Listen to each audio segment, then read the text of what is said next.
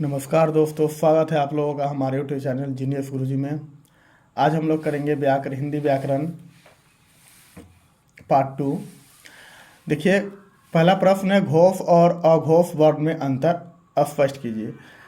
घोष, देखिए पहले घोष को समझते हैं। जिन ध्वनियों के उच्चारण में स्वर तंत्रियों में कंपन उत्पन्न हो उन्हें क्या कहते हैं? घोष वर्ण कहते हैं। प्रत्येक वर्ग के तृतीय, तृतीय में क्या आएगा? क ख में आते हैं क ख ग, तो तृतीय। चतुर्थ में क्या? घ एवं पंचम अंग वर्ण तथा य र ल व और ह क्या है? घोष वर्ण है। आगे होगा समझ में। तीसरा, चौथा और पांचवा, प्रत्येक वर्ग का 5 गो वर्ग बताए होंगे, क वर्ग, च वर्ग, ट वर्ग, त वर्ग, प वर्ग, पिछले वीडियो में बताए थे। आगे, अब अघोष वर्ण, जिन ध्वनियों के उच्चारण में स्वर तंत्रियों में कंपन उत्पन्न न हो उसे अघोष वर्ण कहते हैं। प्रत्येक वर्ग का प्रथम, प्रथम मतलब क, च, ट, त तथा द्वितीय यानी ख, छ, ड, थ, ये सब हो गया, तथा तालव्य फ, मूर्धन्य फ, धन्य फ अघोष वर्ण है। क्योंकि परीक्षा में कैसे पूछता है, पूछेगा निम्न में से कौन घोष है या अघोष है। तो मैं आशा करता हूँ आप लोगों को यह समझ में आ गया होगा। आगे देखिए, श्वास, वायु, प्राण की मात्रा के आधार पर व्यंजन वर्ण के कितने भेद होते हैं? स्पष्ट करें। श्वास, वायु की मात्रा के आधार पर व्यंजन वर्ण के 2 भेद होते हैं, अल्प प्राण और महाप्राण। जिन व्यंजन ध्वनियों के उच्चारण में श्वास, वायु, प्राण कम मात्रा यानी अल्प, अल्प नाम से ही क्या है पता चल रहा है कि अल्प यानी कम मात्रा में बाहर निकलती है, उन्हें अल्प प्राण कहते हैं। प्रत्येक वर्ग के पहले, तीसरे और पांचवें, पहले, तीसरे और पांचवें, जैसे यहाँ लिखा हुआ है क, ग, अंग, च, ज, य, ट, ड, न, त, द, न, प, ब, म तथा बरी र, य, र, ल, व, यह सब क्या है? अल्प प्राण है। अब आगे आइए महाप्राण। उसी का सेम क्या होगा? अपोजिट होगा। इसमें कम मात्रा में निकलता था, इसमें क्या होगा? अधिक मात्रा में निकलेगा। चाहे महा मतलब क्या होता है? अधिक। जिन व्यंजन ध्वनियों के उच्चारण में श्वास, वायु अधिक महा मात्रा में बाहर निकलती है उन्हें महाप्राण कहते हैं। जैसे प्रत्येक वर्ग के दूसरे, चौथे, जैसे ख, घ, छ, झ इत्यादि। इसी तरह तथा ढ, तालव्य फ, मूर्धन्य फ, धन्य फ, ह इत्यादि, ये सब क्या है? महाप्राण है। देखिए आगे, आगे आते हैं क्या? वर्ण विचार पढ़ लिए पूरा। अब आते हैं शब्द विचार में। शब्द किसे कहते हैं? अर्थ की दृष्टि से शब्द के कितने भेद होते हैं? स्पष्ट करें। लिखे क्या? वर्णों या ध्वनियों के सार्थक मेल को शब्द कहते हैं। यदि मेल सार्थक न हो तो निरर्थक शब्द बनते हैं और हिंदी व्याकरण में कोई महत्व नहीं होता है। जैसे कलम, कमल, भजन सार्थक हुआ। अब लकम, मकल निरर्थक आदि, इसका कोई अर्थ नहीं निकलता है। अर्थ के आधार पर शब्द के 2 भेद होते हैं, सार्थक शब्द और दूसरा निरर्थक शब्द। देखिए, सार्थक शब्द वे शब्द जिसका कोई निश्चित अर्थ होता है उन्हें सार्थक शब्द कहते हैं। जैसे रोटी, उल्टा, खाना, पानी, हल्ला, चाय आदि। इसको कहने से कुछ ना कुछ कल्पना होता है कि अब क्या चीज़ है। अब निरर्थक शब्द वे शब्द जिसका कोई निश्चित अर्थ नहीं होता है उसे निरर्थक शब्द कहते हैं। जैसे बोला जाता है यहाँ रोटी लिखे तो रोटी वोटी है ना, तो रोटी का मतलब होता है लेकिन वोटी का कोई मतलब होता है, अर्थ नहीं है। अब उल्टा पुल्टा, उल्टा का होता है, पुल्टा का क्या कुछ अर्थ होता है? नहीं। खाना वाना, तो खाना का होता है, वाना का हो रहा है? नहीं। पानी वानी, तो पानी का हो रहा है कि पानी है लेकिन वानी, यहाँ दंत न है, नहीं होगा, मूर्धन्य न रहता तब हो जाता वानी। हल्ला तो गुल्ला, चाय वाय, चाय का अर्थ है लेकिन वाय का नहीं है, तो ये सब क्या हुआ? निरर्थक शब्द हुआ। आगे देखिए, व्युत्पत्ति, बनावट, रचना के आधार पर शब्द के कितने भेद होते हैं? स्पष्ट करें। तो लिखे व्युत्पत्ति, बनावट, रचना के आधार पर शब्द के 3 भेद होते हैं। कितने भेद होते हैं? 3। देखिए, पहला है रूढ़ शब्द। जिन शब्दों को खंड करने पर अलग अलग कोई अर्थ न निकले उन्हें रूढ़ शब्द कहते हैं। जैसे राज, रा को अलग कर दीजिए, जौ को अलग कर दीजिए, कोई अर्थ नहीं निकलेगा। कन्या, क को अलग कर दीजिए, नया को अलग कर दीजिए, नहीं निकलेगा। विद्या, बी को अलग कीजिए, दा को अलग, नहीं निकलेगा।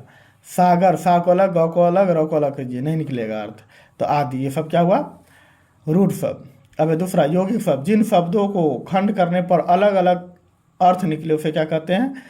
यौगिक शब्द कहते हैं, जैसे राजकन्या, राज को अलग कीजिए, कन्या को अलग, दोनों का अर्थ लिखना है। हिमालय, हिम जोर आलय हिमालय, विद्या जोर आलय विद्यालय, विद्या जोर अर्थी विद्यार्थी, सबका अलग अलग अर्थ निकल रहा है। तो यह क्या हुआ, जिसका जिन शब्दों को खंड करने पर अलग अलग अर्थ निकले उसे क्या कहते हैं, यौगिक कहते हैं। आगे देखिए योग रूढ़, ऐसे शब्द जो अपने सामान्य या साधारण अर्थ को छोड़कर विशेष अर्थ ग्रहण करे योग रूढ़, उसे योग रूढ़ शब्द कहते हैं। जैसे लंबोदर, लंबोदर किसको कहा जाता है, गणेश जी को। पंकज, कमल, बिना पानी सरस्वती जी, चक्रपाणी विष्णु जी आदि। ठीक है, मैं आशा करता हूँ आप लोगों को यह आ गया होगा फोन में। आगे देखिए, देखिए आगे, उत्पत्ति उद्गम के आधार पर शब्द के कितने भेद होते हैं, स्पष्ट करें। उदाहरण सहित लिखे। उत्पत्ति उद्गम के आधार पर शब्द के 4 भेद होते हैं। पहला तत्सम, संस्कृत के वे मूल शब्द जो हिंदी में प्रयुक्त होते हैं या प्रयोग होते हैं, प्रयोग किए जाते हैं, उन्हें तत्सम कहलाते हैं। जैसे अंक, पुस्तक, अग्नि, संध्या, कंपन आदि। तद्भव, हिंदी में प्रयुक्त संस्कृत के बिगड़े रूप को तद्भव कहते हैं, यानी तत्सम के बिगड़े रूप को तद्भव कहते हैं। दूसरा परिभाषा इसका क्या लिखेंगे, तत्सम के बिगड़े रूप को तद्भव कहते हैं। जैसे देखिए, पुस्तक का बिगड़ा हुआ रूप किताब, तो पुस्तक हुआ तत्सम और उसका बिगड़ा हुआ रूप क्या हुआ, किताब, तो तद्भव। अग्नि का आग, संध्या का सांझ, कंपन का कांपना आदि। देशज, अपने ही देश की बोलचाल से आए उत्पन्न शब्द देशज कहलाते हैं। जैसे पगड़ी, लोटा, खटिया, कुत्ता, समोसा आदि। आगे विदेशज, विदेशी भाषा से आए शब्द विदेशज कहलाते हैं, या विदेशी भाषा से उत्पन्न शब्द को क्या कहते हैं, विदेशज कहते हैं। अंग्रेजी का शब्द देखिए, ऑक्सीजन, ऑपरेशन, स्कूल, स्टेशन आदि, यह क्या, विदेशी भाषा अंग्रेजी है। अब अरबी, अक्ल, अदालत, गायब, गुलाम, गलत आदि।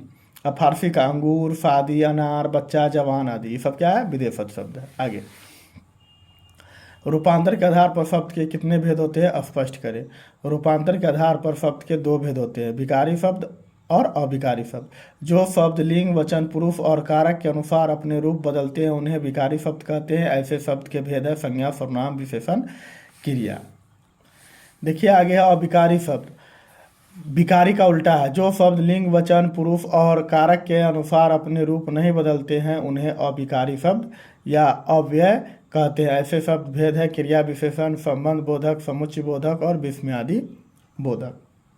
ठीक है, अब आगे करते हैं क्या, आज संज्ञा कर लेते हैं, अगले क्लास में सर्वनाम को करेंगे। देखिए संज्ञा, संज्ञा किसे कहते हैं, इनके कितने भेद होते हैं, उदाहरण सहित लिखे हैं। संज्ञा का समान अर्थ होता है नाम। दूसरे शब्दों में किसी व्यक्ति, वस्तु, स्थान, भाव आदि के नाम को क्या कहते हैं, संज्ञा कहते हैं। जैसे ले लीजिए, राम, रहीम, सीता, गीता, कलम, पटना, दिल्ली, बुढ़ापा, जवानी, आटा, चावल, बुराई आदि। दुनिया में जितना भी वस्तु है उसका कुछ ना कुछ नाम है, नाम जिसका है वो सब क्या है, संज्ञा है। संज्ञा के 5 भेद होते हैं। कितने भेद होते हैं, 5 भेद। देखिए पहला है व्यक्तिवाचक संज्ञा, जिस संज्ञा से किसी खास व्यक्ति, वस्तु, जगह यानी स्थान आदि का बोध हो उसे व्यक्तिवाचक संज्ञा कहते हैं। जैसे राम नाम हो गया, चांद वस्तु हो गया, रामायण वस्तु हो गया, पटना जगह हो गया, हिमालय वस्तु हो गया आदि। अब जातिवाचक संज्ञा, जिस संज्ञा से प्राणी या वस्तु की संपूर्ण जाति का बोध हो उसे जातिवाचक संज्ञा कहते हैं। जैसे लड़का बोले तो पूरा जाति का बोध हो गया, लड़की, नदी, महीना, पक्षी, फल, पत्र, गांव आदि। ठीक है, अब समूहवाचक संज्ञा, जिस संज्ञा से व्यक्तियों या वस्तुओं के समूह का बोध हो उसे समूहवाचक संज्ञा कहते हैं। जैसे सेना, वर्ग, सभा, गुच्छा, मेला, समिति, परिवार आदि, जिसमें क्या हो, बहुत सारा हो। आगे देखिए द्रव्यवाचक संज्ञा, जिस संज्ञा से मापने या तौलने वाली वस्तु का बोध हो उसे द्रव्यवाचक संज्ञा कहते हैं। जैसे सोना, हीरा, दही, तेल, पानी, लकड़ी आदि। इसी तरह जिसको माप सकते हैं, चीनी ना, आटा, ये सब भी हो जाएगा। भाववाचक संज्ञा, जिस संज्ञा से व्यक्ति या वस्तु के गुण या धर्म का बोध हो या जिस संज्ञा को हम सिर्फ महसूस कर सकते हैं लेकिन स्पर्श नहीं कर सकते हैं उसे क्या कहते हैं, भाववाचक संज्ञा कहते हैं। जैसे अच्छाई, किसी का अच्छाई को हम क्या नहीं कर सकते हैं, सिर्फ महसूस कर सकते हैं, स्पर्श नहीं कर सकते हैं। बुराई, पढ़ाई, लंबाई, मित्रता, प्रेम आदि। ठीक है, मैं आशा करता हूँ आप लोगों को संज्ञा बहुत अच्छी तरह समझ में आया होगा। अगर हमारे वीडियो पसंद आए तो हमारे चैनल को सब्सक्राइब करें, हमारे वीडियो को अपने दोस्तों के साथ शेयर करें और लाइक करें। धन्यवाद। फिर मिलते हैं अगले वीडियो में सर्वनाम के साथ।